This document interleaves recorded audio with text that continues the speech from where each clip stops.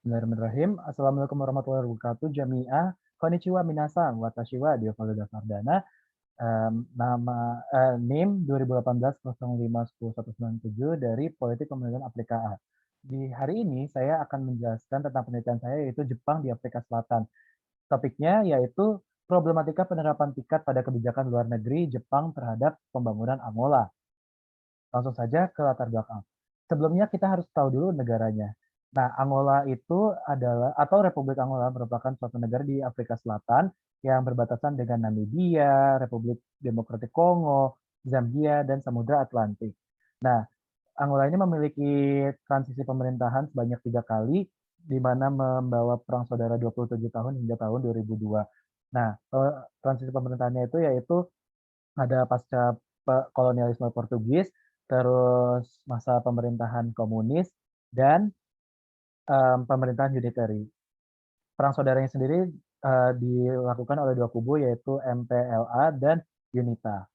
Lalu TICAD itu adalah Tokyo International Conference on African Development yang diselenggarakan Jepang pada tahun 1993 guna membantu membangun kerjasama bilateral antara negara Afrika dengan Jepang dan negara pengamat.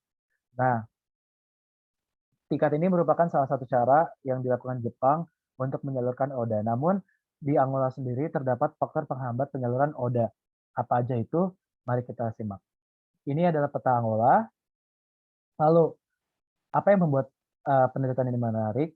Yaitu, bagaimana sih dinamika rasional yang diambil oleh kedua negara dalam menangani problematika yang terjadi pasca penerapan hasil TICAD di kedua negara, yaitu Jepang dan Angola. TICAD ini sudah sampai tingkat 6 pada tahun 2016. Nah, di sini saya menggunakan teori pilihan rasional, di mana menurut saya ini nih teori yang sangat cocok karena mengasumsikan pilihan yang paling baik dengan hasil yang paling maksimal. Lalu langsung aja ke hasil temuan dan diskusi. Di sini jadinya itu tingkat, baik tingkat 1 sampai tingkat 6 itu mempengaruhi Angola National Development Plan atau program untuk tahun 2018 hingga tahun 2022. Kenapa kok pada tahun 2018? Karena baru saja adanya election di Angola yang menggantikan masa pemerintahan kepresidenan. Terdapat 3 problematika yang menghalangi distribusi ODA, yaitu sektor pemerintahan, sektor pendidikan, dan sektor ekonomi infrastruktur. Nah, hal ini juga sudah tercantum dalam 6 aksis dalam ANDT tahun 2018 hingga 2022, yaitu yang bisa dilihat ini. Poin kelima dan keenam itu adalah teritorial, oleh karena itu tidak dimasukkan. Dari poin 1 hingga 4, itu tuh menggambarkan 3 problematika internal yang ada di Angola itu sendiri. Langsung saja ke yang pertama, yaitu problematika pemerintahan sebagai faktor utama. Karena Angola ini memiliki transisi pemerintahan yang banyak, 3-4 kali itu membuat Angola ini mengalami krisis dari pemerintahan itu sendiri. Kenapa? Karena pada masa dari 2002 hingga 2017 sendiri, Angola itu memiliki tingkat KKN, tindakan KKN yang sangat besar, sehingga pada tahun 2015 itu terjadi korupsi besar-besaran di Angola.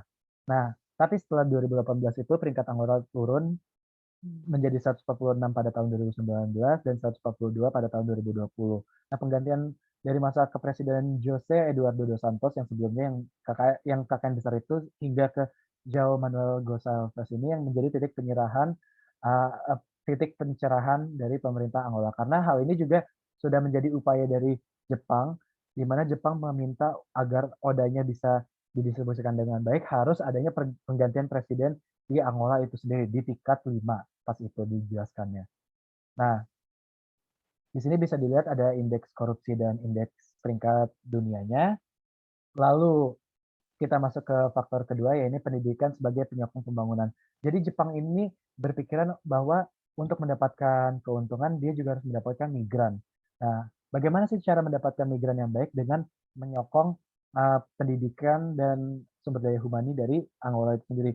Karena bisa dilihat Angola ini nih HDI-nya sendiri berada di bawah rata-rata dunia dan berada di peringkat 148. Nah, kerjasama yang dilakukan oleh Jepang itu melalui JICA, di mana JICA itu memiliki misi yaitu pembangunan sekolah, pelatihan guru, pertukaran ilmu dan pelajar, dan juga pengelolaan sumber daya insani di sekolah. Nah, pada Angola sendiri itu, pembangunan 22 sekolah lokal dan Jepang itu merupakan upaya yang dilakukan baik oleh pemerintah Angola dan pemerintah Jepang dalam memanfaatkan Oda pendidikan. Selain itu, Jepang juga memberikan Max kepada, orang-orang Angola untuk melanjutkan, pendidikannya. Di sini bisa dilihat tabel keterangan HDI Angola pada tren 2000 hingga 2020. Lalu ada indeks HDI Angola yang memang mengalami tren kenaikan, namun tetap berada di bawah rata-rata dunia. Lalu kita masuk ke faktor ketiga, yaitu ekonomi dan infrastruktur sebagai kunci kerjasama. Nah, Angola ini merupakan salah satu negara OPEC, di mana juga merupakan salah satu negara yang ekonominya itu tercepat lah gitu perkembangannya di Afrika selain Maroko, Mesir, dan Afrika Selatan. Di mana 50% dari GDP itu dihasilkan melalui produksi minyak, biji besi, dan berlian. Nah, oleh karena itu, Jepang ini ingin menyasari hal-hal tersebut agar dapat memanfaatkan kepentingannya. Namun, Angola ini juga pernah terkena krisis ekonomi sebelum tahun 2018, yakni Perang Saudara tahun 2002 yang tadi, terus resesi global tahun 2008 yang menyebabkan harga minyak turun, dan juga maraknya tren KKN di Angola pada tahun 2015 yang tadi.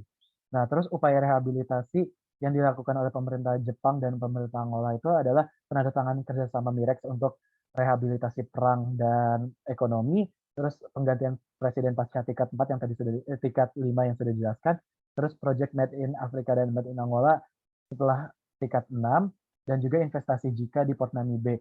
Karena Port Namibe ini proyeknya itu ingin direbut oleh Cina, jadinya Jepang tidak ingin rekannya itu hilang, jadi jor-joran aja ngasih hingga 600 juta dolar Amerika, sehingga proyek ini jatuh ke tangan Jepang.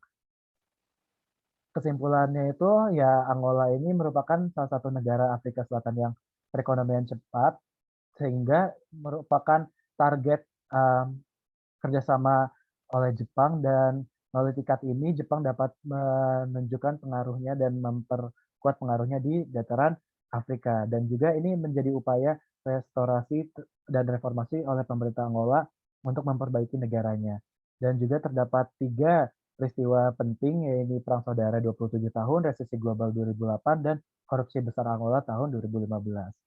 Oke, sekian, dan ini daftar pustaka yang saya gunakan. Kurang lebihnya mohon maaf. Wassalamualaikum warahmatullahi wabarakatuh.